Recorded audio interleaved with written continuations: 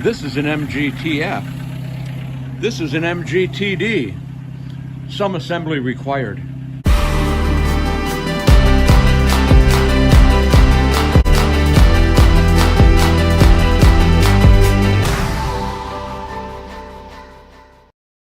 Welcome to Robert's British Cars. And obviously we're not in the garage. Today I'm going to tell you the story about how a 1952 MGTD ended up in the garage. It started right here when I saw an ad on Craigslist that said 1952 MGTD. Car is in pieces right now, but has lots of potential. I'll tell you, me seeing this is like waving a nightcrawler in front of a trout.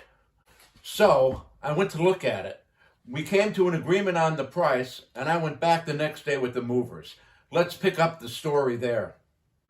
Here's the truck trying to make the turn, and here's where we're going. It's not in that building. It's over here. Here's me and the movers picking up the frame of the car along with the body on it, and we're going to walk it out of the carport and put it on the lift gate of the moving truck. Okay, down.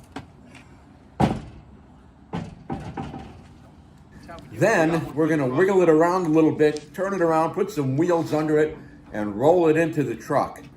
After that, we can load up the rest of the stuff. Here is the TF. The boxes and boxes and boxes and boxes. There's the hood and the fenders and the engine.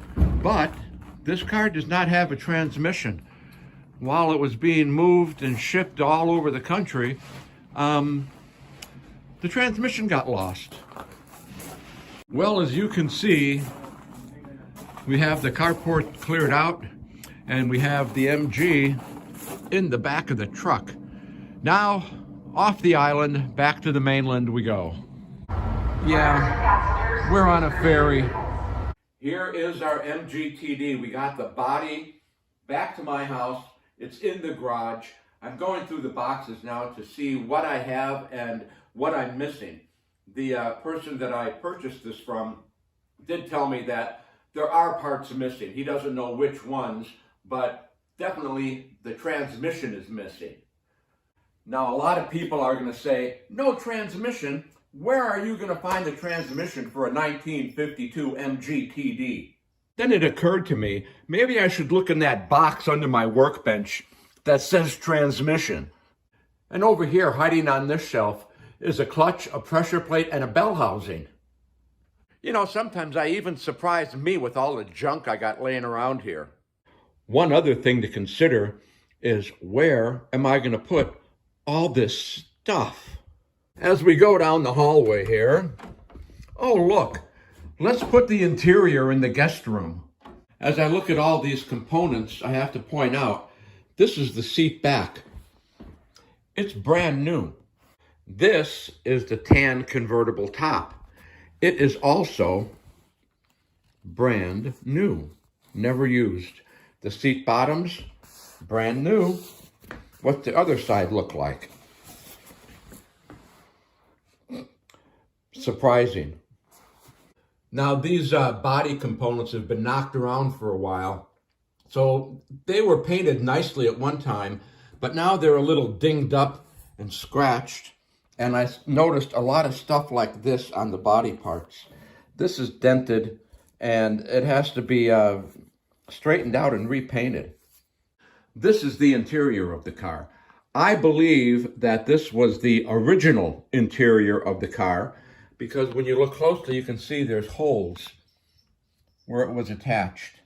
So this, I believe, is what came out of the car. That being said, I don't think I'm going to be having any guests over in the near future. But wait, there's more.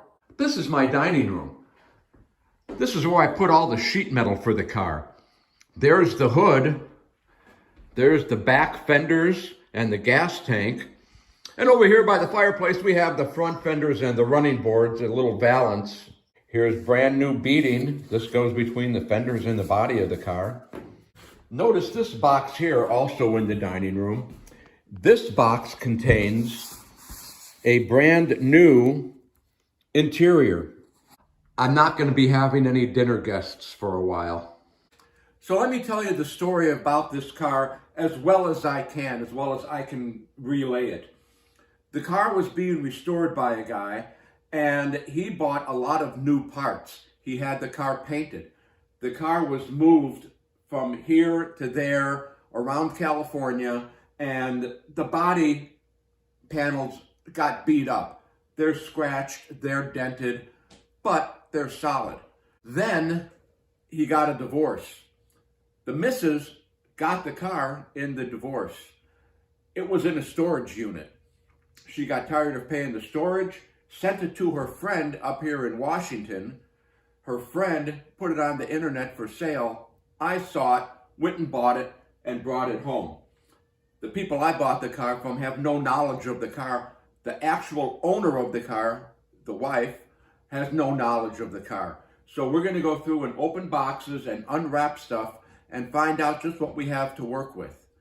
Right here is a carpenter's square. That was in one of the boxes. I don't think it's part of this car. But there's 5 new tires, and here is the cover that goes around the spare tire. Here is a hubcap with the MG medallion in the center. There's hopefully 4 or 5 more of these around here someplace. This wheel has been painted. It looks like brand new. I hope I can find 4 more. I wonder what's in this box. I bet it's the radiator. Right over here, I've got some drums.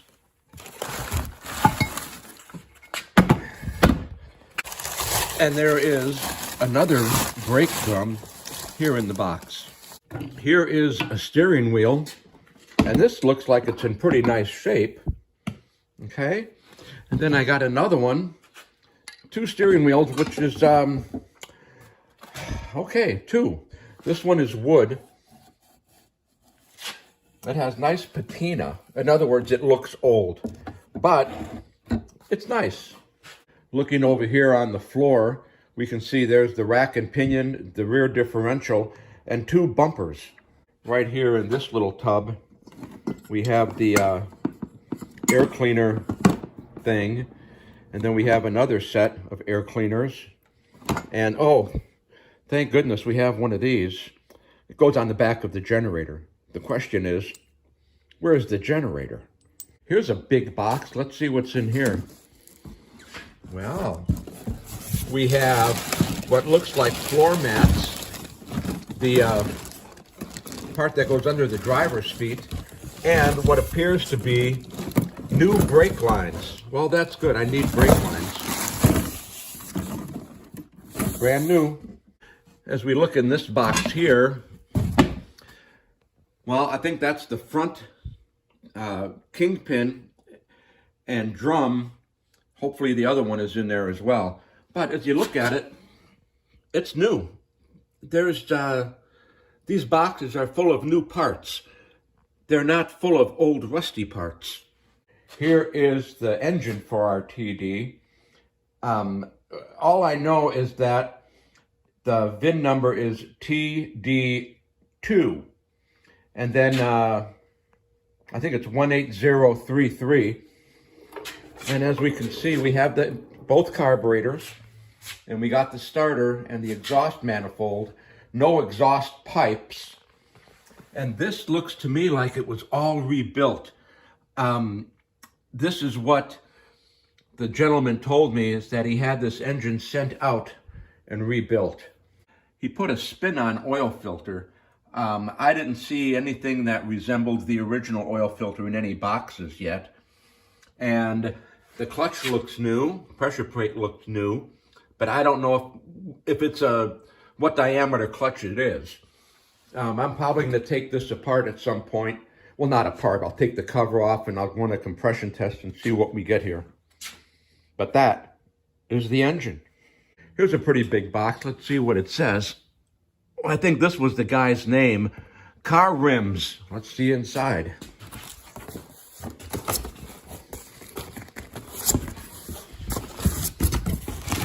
I can do this. Yay! Brand new. Or newly painted. You know, I just took these rims out of the box and looked at them. And In my opinion, these are brand new rims. As I start looking through these boxes, I notice this box here. This box is full of all of the original parts when the car was disassembled. So wheel cylinders, I think these are the back ones. The U-bolts to hold on the differential. There's the master cylinder. These are all the original parts when the car was taken apart. See, all of these little totes are all labeled. There's the pedal stuff, okay? When we look in these just at random, here is the brand new hydraulic cylinder. Here's brand new clips that hold on the fuel line and brake lines. Over here in this one, this is the harness for the dashboard. It's brand new. Here's a brand new horn push button. We open that up. Brand new. You look over here. This is the, I believe, I'm not that familiar with TDs, but I think this is the light switch and the ignition switch. And this looks like the original one that came off the car. We come over here and look in this box. And here is a brand new one, complete with a key. In this tote, we have a speedometer and a tachometer and some other gauges. The last tote here, we look inside, it seems to have everything we need for the door latches. This is the inside door latch. This is the handle that goes on the door. And I'm not seeing, oh wait. That is, I used to know what that is. That's the latch that goes on the inside of the door to catch the handle. But you know what I don't see in here? Oh good, a gear shift knob. No transmission, but we have a gear shift knob. Hallelujah. I don't see, and I didn't see, any door hinges. This appears to be a new glove box. In here is a kit for the hangers for the exhaust system. And in here is a sending unit, brand new sending unit for the gas tank. I found the original sending unit for the gas tank.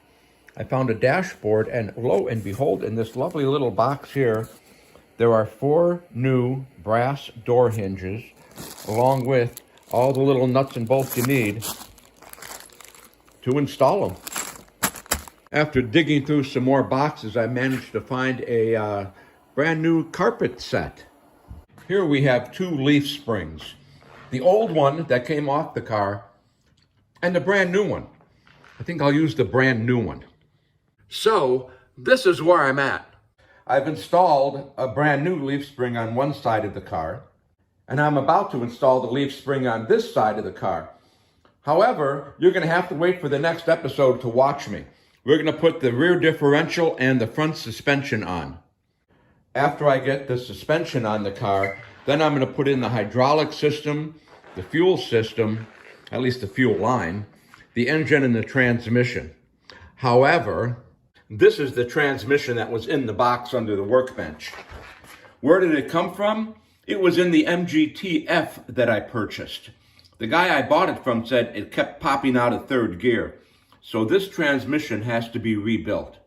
So that's where we are with the 1952 MGTD. That's how the car ended up here, and that's my plan for it.